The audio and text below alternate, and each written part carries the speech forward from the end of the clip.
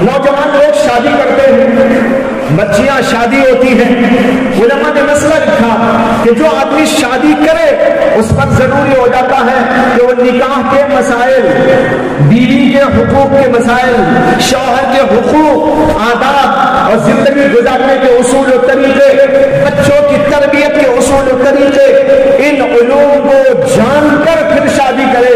اگر کوئی شادی کر لیتا ہے لیکن بیوی کا حق نہیں جانتا اور بیوی شوہر کا حق نہیں جانتی، تربیت کے اصول نہیں جانتے، ایک دوسرے کے حقوق کو نہیں جانتے، بس یوں ہی شادی کر لیتے ہیں، اس کا نتیجہ جو ہوتا ہے وہ تو ہوتا ہے، ایک تو اللہ کے پاس وہ گنہگار بھی ہوتا ہے اور دنیا کی زندگی بھی اس کی صحیح نہیں گزرتی۔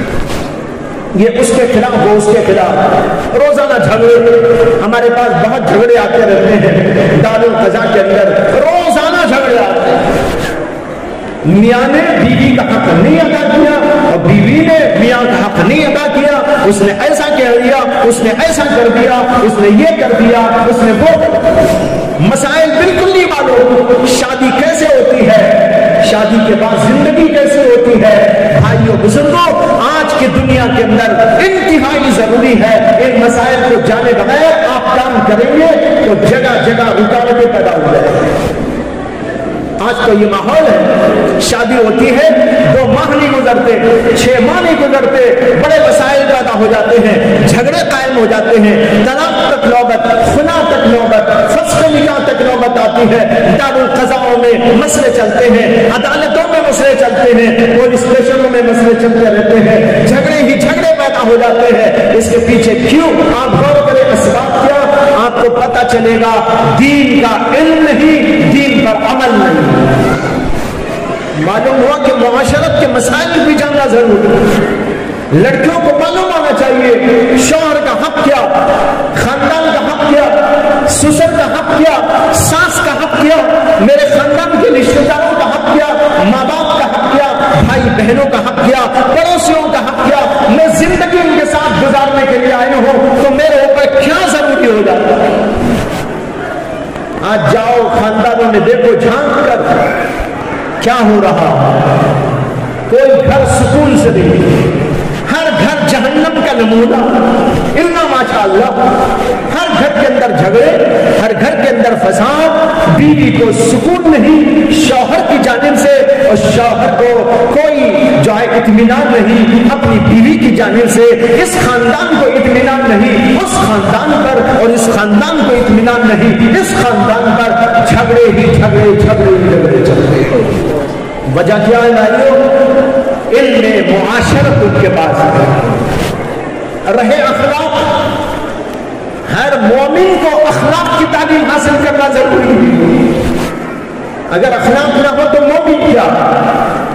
نبی اکرم صلی اللہ علیہ وسلم نے ارشاد فرمایا سب سے بہتر کامل ایمان والا، سب سے زیادہ کامل ایمان والا وہ ہے جس کے اخلاق سب سے اچھے ہو، جس کے اخلاق سب سے اچھے، اس کا ایمان سب سے بڑھیا۔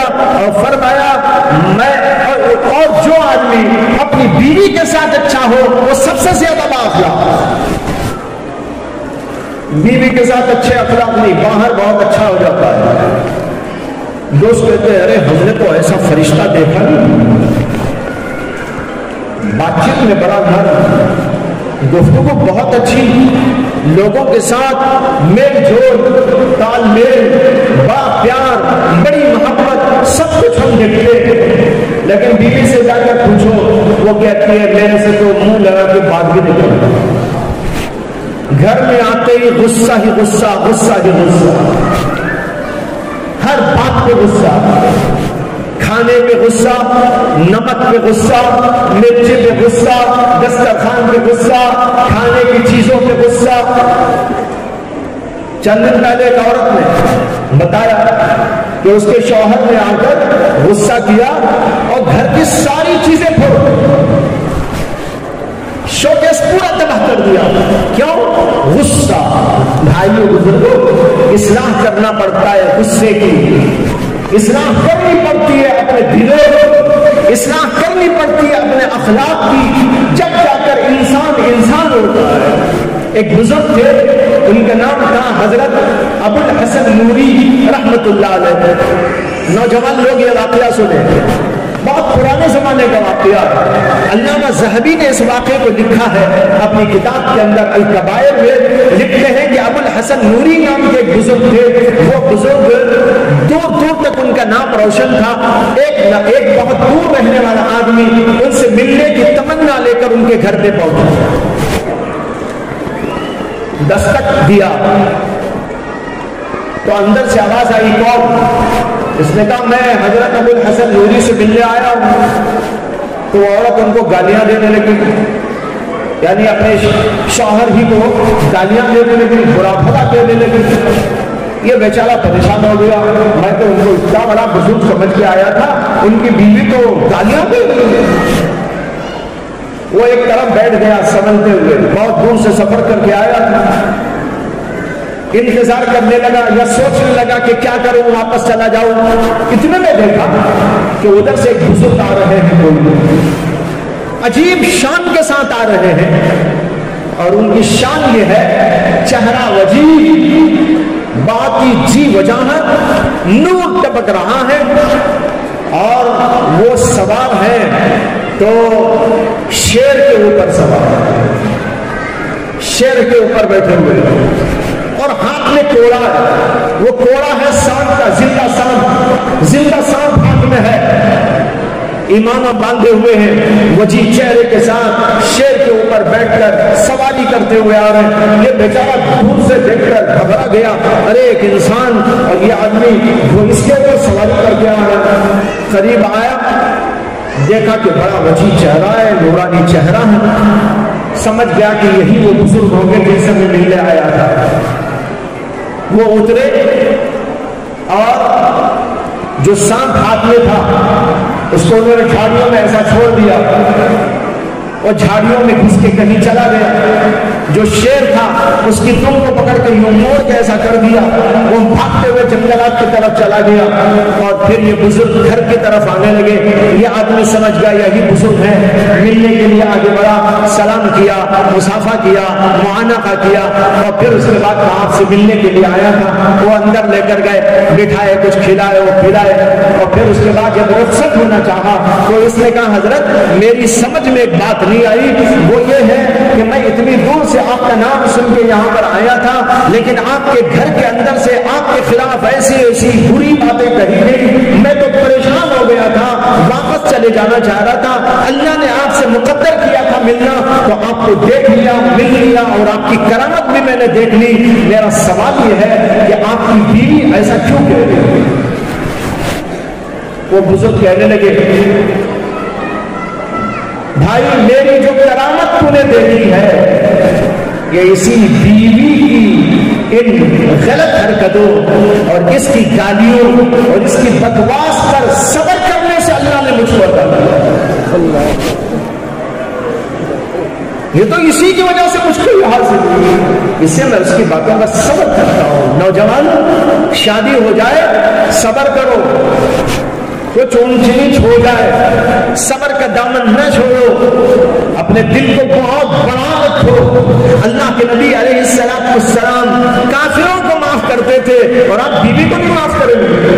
ایک نوجوان ایک بار میرے پاس آیا تھا اور اس نے اپنی بیوی کی شکایت کی، تو میں نے کہا کہ بھائی ایک حدیث میں آتا ہے نبی اکرم صلی اللہ علیہ وسلم تشریف لے جا رہے تھے، ایک صحابی سامنے جا رہے تھے اور انہوں نے اپنے غلام کو چپل سے مار دیا.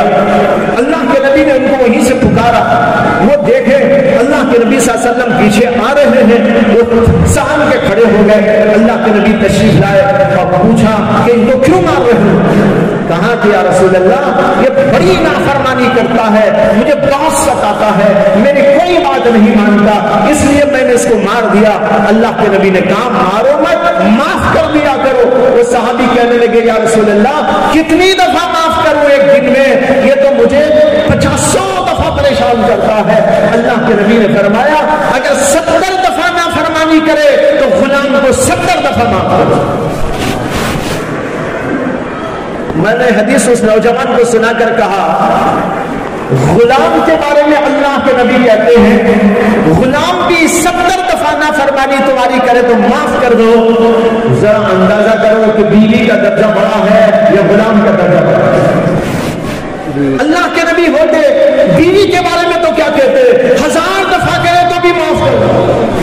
اور ایک بات اور بتاؤ, قرآن کریم میں ایک جگہ پر آیا, اللہ تعالیٰ نے کہا عاشروہن بالمعروف فإن کرہتموہن فعسى أن تکرہوا شیئا وَيَجْعَلَ اللَّهُ فِيهِ خَيْرًا كَثِيرًا. اللہ نے کہا اپنی بیویوں کے ساتھ اچھا سلوک کیا کرو, بہترین انداز سے ان کے ساتھ میں زندگی کیا کرو.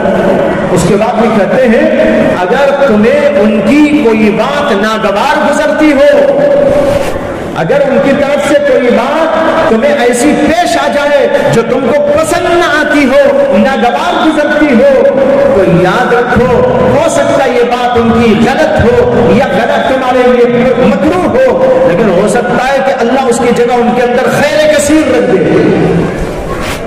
حضرت حکیم الامت اشرف علی تھانوی کہتے ہیں یہ آیت پڑھتا ہوں تو مجھے عورتوں پر رشک ہوتا ہے, یہ آیت پڑھتا ہوں تو مجھے عورتوں پر رشک ہوتا ہے کہ اللہ نے ان کی نافرمانیوں اور ان کی غلطیوں کے اوپر مردوں سے کہا سفارش کرتے ہوئے ان کو معاف کرو.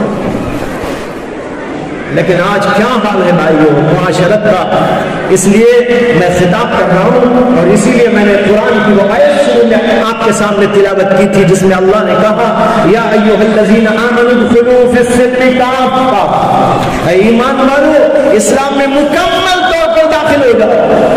تمہارے اخلاق بھی, تمہاری معاشرت بھی, اور تمہارے عقائد بھی, اور تمہارے معاملات بھی, اور اسی طرح تمہاری عبادات بھی, اور سب کی سب چیزیں اسلام کے اندر ہو, اسلام کے مطابق ہو.